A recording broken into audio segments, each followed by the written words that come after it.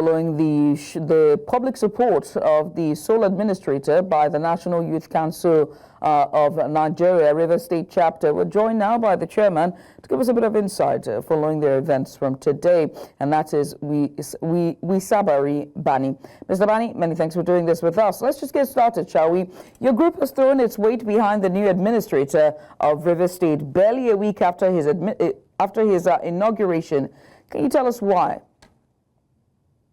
Thank you for having me on your show. I am Rotator from NWISABARI Bani, the Chairman, National Youth Council of Nigeria, Rivers State Chapter. It is no longer news that Rivers State was almost turned into a theater of war. Not necessarily that you have not seen dead bodies on the streets of Port Harcourt, on the streets of Rivers State, does not mean that there is no chaotic situation in the state. For us that are in the state, we have actually seen this thing as very worrisome, disturbing, as businesses are beginning to run down. They are not progressing. For example, Dangote would have honorably cited to establish and enlarge our seaport, but he has taken it to a state in the West because of political indifferences among the executives and the legislature. The situation in Rivers State is not a movie where people will just sit at home and begin to celebrate. Even the legislators, the senators, and the House of Rep members, they are in tune with the situation in the states. How will I say so? They represent the entirety of Nigerians in the Senate. They were speaking for our mandates. And by the time we have taken analysis of what happened in the Senate and in the House of Reps, only 3 members of the House of Senate walked out of that plenary showing displeasure over that emergency rule. That suggests that only 0.6% of Nigerians reject the emergency rule in Rivers State, and 0.6 cannot outweigh the other number. Even Ogoshinyere, that has been a pro-Sim Fubara, was in the House of Reps here, and he also supported, despite being a major beneficiary of this crisis in Rivers State. He saw that it was also affecting other businesses of his brothers in Rivers State. So we are very happy with what the president have done. There was no development in Rivers State. We were, instead of progressing, we were retrogressing. Every day, different songs of war, reintroduction of communal, not even communal, reintroduction of tribal sentiment into our politics. Beginning to Mr. Bani, who brought in the tribal sentiments? Sorry? Who brought in the tribal sentiments into the rhetoric? Governor and his supporters. What did they say? They were singing all manner of war songs that belongs to the Jaw tribe. So the question is, what if the Kwere decide to sing their own war song to support their own song, the minister? Or other House of Assembly members begin to draw support from their own ethnic group to throw support behind them.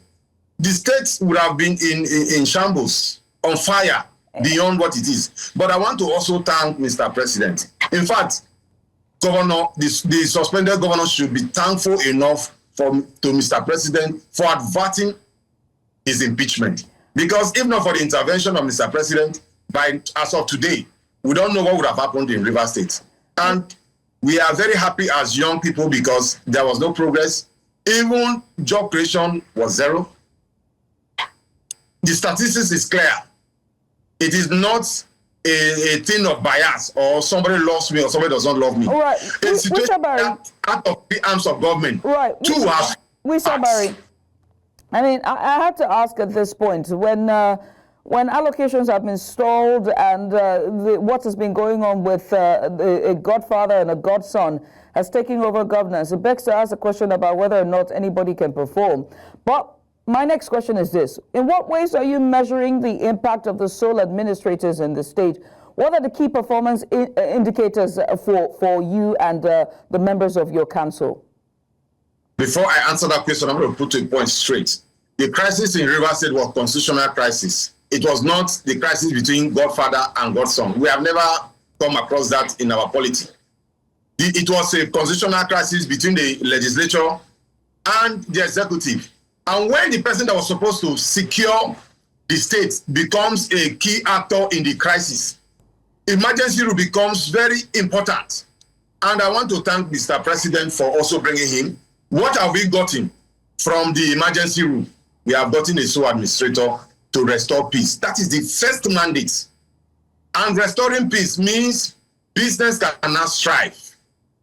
People can now go about their lawful businesses, transactions, without fear of a sudden death, a sudden attack from one political actor or the other. You were here when you saw, you know, our government property is being set on fire. Nobody said anything.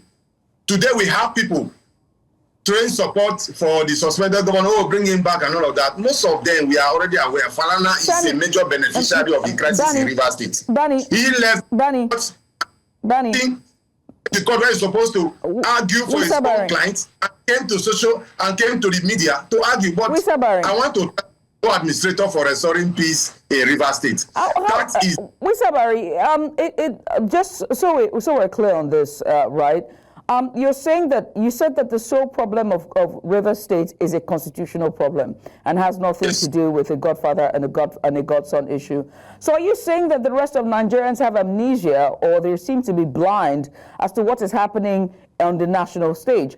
The FCT minister has over and over again put out press release as well as media parley where he has publicly addressed the issues in River State. Without holding bars, he has said comments about the Ijaw people, and he has made rhetorics that are clearly tribalistic. So are you saying that those are not instigating? Well, they are not part of the problem? I don't know when you say generality of Nigerians. To me, Nigerians, as of today in this issue, is reflected by our lawmakers in the National Assembly. And the lawmakers... hang on a second. You're saying, I'm not going to the National Assembly. I want to come to River State. Let's stay with River State for a second, because we're almost out of time, right? In River State, the House of the House of Assembly in River State, the State House of Assembly, is led by who? Before it was ousted, before all the members were flushed out, who was the person? Right Reverend Martins Amewule. Who has he publicly said he's loyal to? His loyalty, he can be loyal to anybody. That's not our business. All right, no problem. Away from that. That's not okay. I asked about the metrics. I asked about the metrics. What are you using to measure this new sole administrator to perform and to perform to your standard? What are the metrics? Because it's barely a week in, and you're saying that he's restored peace, he's restored sanity, and you describe what seems to be a war zone, but that's not the report we see on the papers and the news. So what say you? What is this metrics?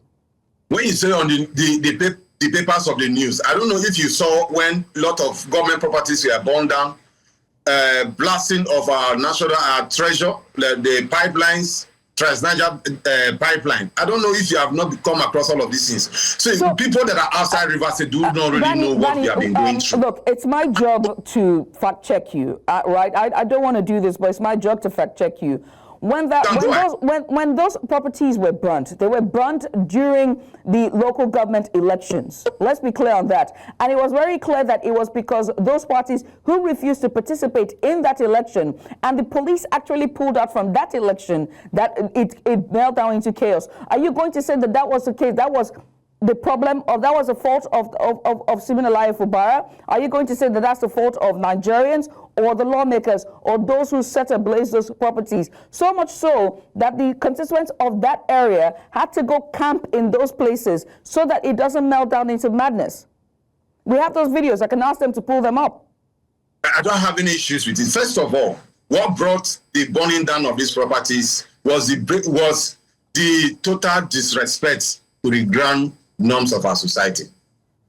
Supreme Court has said this and this set of persons are the only elected members of the council, are the people that can only administer leadership at the local level. We don't accept caretaker.